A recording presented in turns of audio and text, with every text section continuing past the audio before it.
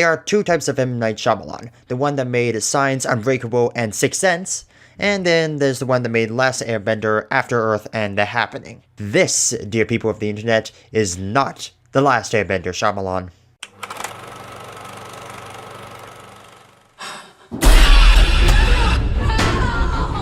There's a man here. He abducted us and he's going to kill me. We're meant for something. Something horrible. He's done awful things to people, and he'll do awful things to you. Hey there guys, how are you? It's me, the Canadian movie buff, with a review of Split. So Split is a horror thriller. It's a scary movie. What happens is that these three girls are kidnapped by this creepy guy, played by James McAvoy, and they discover that he has multiple personalities. He locks them in their basement, and so the girls try to escape. I was sold on this movie the moment I saw the trailer. I didn't even care it had M. Night Shyamalan's name attached to it, and having seen it for myself, I can say it does not disappoint. It's still early in the year, but James McAvoy deserves some recognition. Because of this guy's mentality, he has to play all the various personalities. In the end, he ends up playing multiple characters. Playing one character well takes up a lot of effort, so just imagine how much time and energy he had to put in to pull off these alternative personalities. Pin this performance on the Board Academy, you'll thank me for it later. The three actresses who play the girls also do a fantastic job, most notably Anya Taylor-Joy. She plays the quiet girl, but as we progress, we learn a bit about her backstory. And after learning her backstory, you're surprised that she's the most level-headed out of the three of them. For a quote-unquote horror movie, it's not really that scary. Let me rephrase that. There's an uneasy and creepy atmosphere that hangs over the entire movie. There's just not any jump scares, which is nice because most horror movies are just that same gimmick on repeat for 2 hours straight. Granted, there are some that do it really well, and it's quite impressive, but the majority of them don't even try. However, throughout the entire runtime, you get this uneasy feeling in the back of your neck. You're asking yourself, how much control does this guy have over his alternate personalities?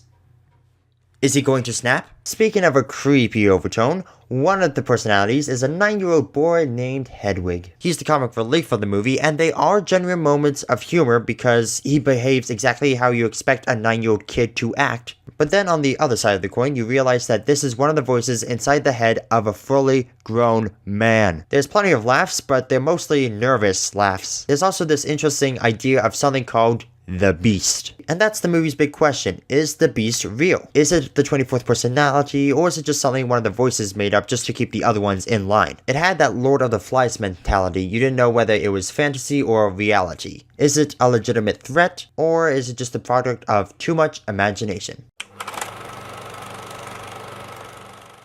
This movie does have issues, I will admit that. My main problem is this. The guy has 23 personalities, but you only see 7.